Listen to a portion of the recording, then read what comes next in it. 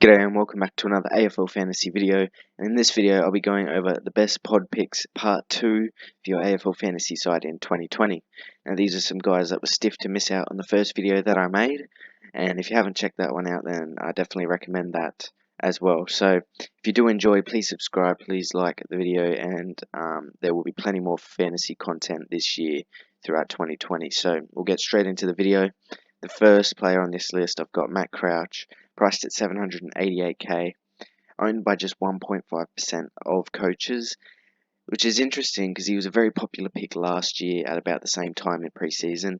Put up some good numbers in the JLT back in that last year's competition. I'm not sure how he went against Gold. No, it wasn't against Gold. Whoever it was, Melbourne, I think. I'm not sure how he went against Melbourne. Don't have the statistics with me now, but look, I think he's a decent option. He's definitely one that will push for the top 8 mids again. Had a couple of injury and interrupted games last year, I'm pretty sure, and missed a few games through that hip injury, I'm pretty sure it was.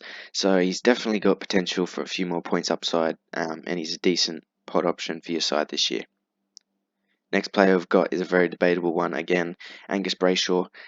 Priced at only 88 points, owned by 2.1% of sides, and I will say if he didn't suffer that elbow injury in the preseason, he would definitely be in my side right now.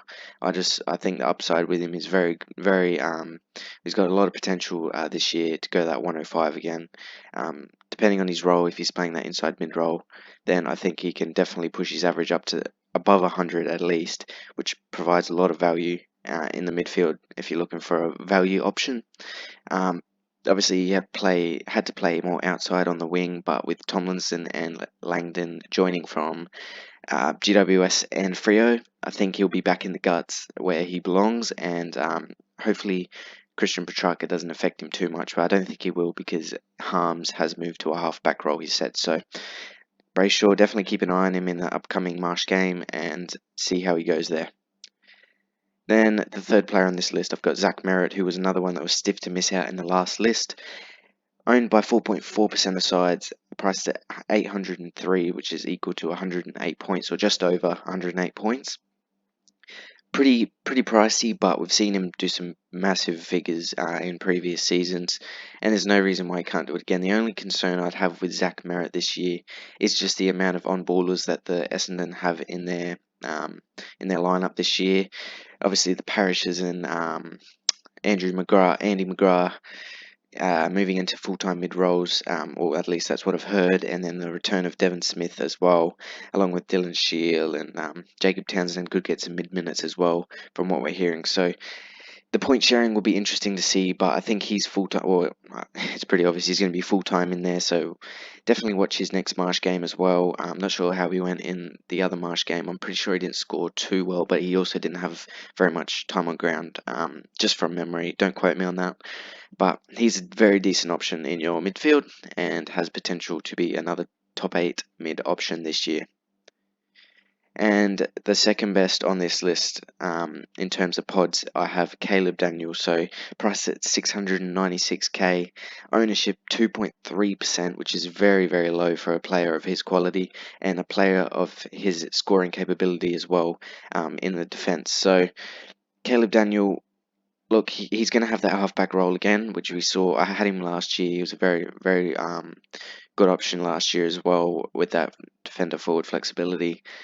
He's only got defender status this year, and look, I think he's going to be locked into that back role again. The Bulldogs love it in his hands. He does need a lot of touches to get to rack up the points though, which is something that is a bit concerning, but look, I think he's going to still have that role, and he's very in very good contention of being a top 6 defender this year.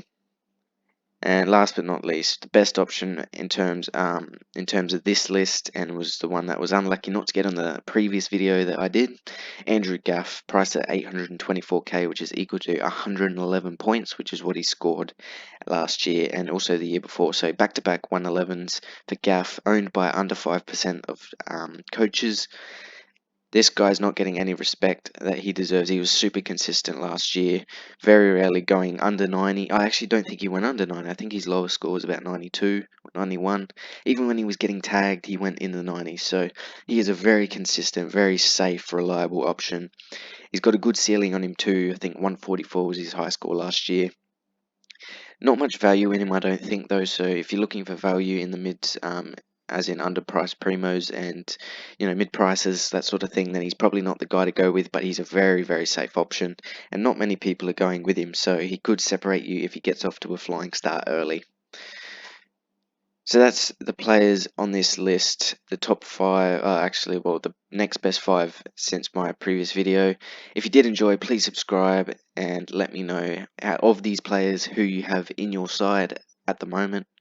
And I will hopefully see you in the next video. Cheers.